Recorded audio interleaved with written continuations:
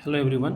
आज हम लोग बिहार बोर्ड क्लास 10th के भूगोल विषय के कुछ महत्वपूर्ण एमसीक्यू प्रश्न लाए हैं, जिसमें से पहला जो प्रश्न है वो है सोपानी कृषि किस राज्य में प्रचलित है। तो सोपानी कृषि हमें पता है कि सोपानी कृषि हमेशा पर्वतीय क्षेत्रों में होती है। तो पर्वतीय क्षेत्रों में होने के कारण हमारा सही उत्तर जो हो जाएगा वो हो जाएगा उत्तराखंड, यानी कि हमारा सही उत्तर हो जाएगा बी उत्तराखंड।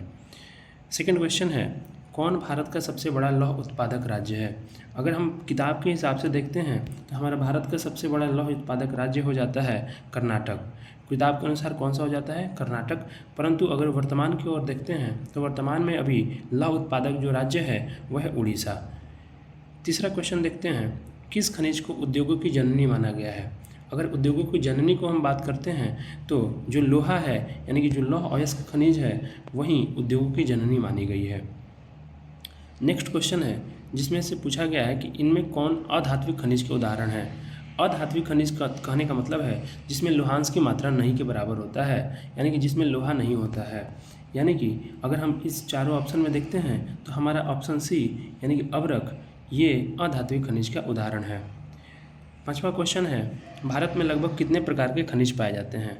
अगर हम किताब को देखें तो भारत में कुल 100 प्रकार के खनिज पाए जाते हैं, जिसमें से 30 जो खनिज हैं वो आर्थिक रूप से महत्वपूर्ण हैं।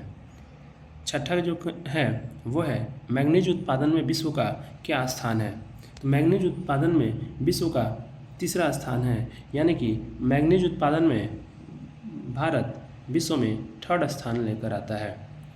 सातवां क्वेश्चन है इनमें से किस बंदरगाह से लोहे का निर्यात किया जाता है। अगर हम बात करेंगे लोहे का निर्यात के लिए तो ये एक विशाखापट्टनम बंदरगाह है, जहाँ से कि आंध्र प्रदेश के विशाखापट्टनम बंदरगाह से लोहे का निर्यात किया जाता है। यहीं एक आपको कर्नाटक में भी बंदरगाह मिलेगा जिसका नाम है कुद्रेमुख, और कुद्रेमुख से भी आपको लोहे का निर्यात ईरान को किया जाता है। ठीक है। आठवां क्वेश्चन जो है वो है प्राकृतिक संसाधनों के संरक्षण हेतु 1968 ईस्वी में कौन सा कन्वेंशन हुआ था।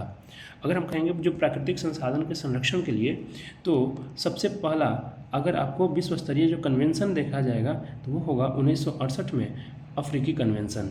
1968 में कौन सा कन्वेंशन, तो अफ्रीकी कन्वेंशन हुई थी। 9th क्वेश्चन है संविधान की धारा 21 का संबंध किससे है। तो संविधान की धारा जब 21 देखते हैं और संविधान की धारा 21 के संबंध अगर देखेंगे तो ये आपको वन्य और वन्य जीवों के साथ साथ प्राकृतिक संसाधनों के संरक्षणों से है। यानी कि इसी के अंतर्गत धारा 21 के अंतर्गत अनुच्छेद 47, 48 और 51 का ए का जी ये जो अनुच्छेद है ये आपको वन्य जीवों तथा प्राकृतिक संसाधनों के संरक्षण से है। आज का अंतिम क्वेश्चन जो हम देखेंगे वो है निम्नांकित में से किस खनिज का सबसे बड़ा उत्पादक राज्य उड़ीसा है। तो अगर हम उड़ीसा को देखते हैं तो मैंगनीज जो है वो मैंगनीज जैसे खनिज में उड़ीसा प्रथम स्थान पर है। धन्यवाद। ऐसे ही आगे भी हम लोग महत्वपूर्ण प्रश्नों को लेकर आते रहेंगे।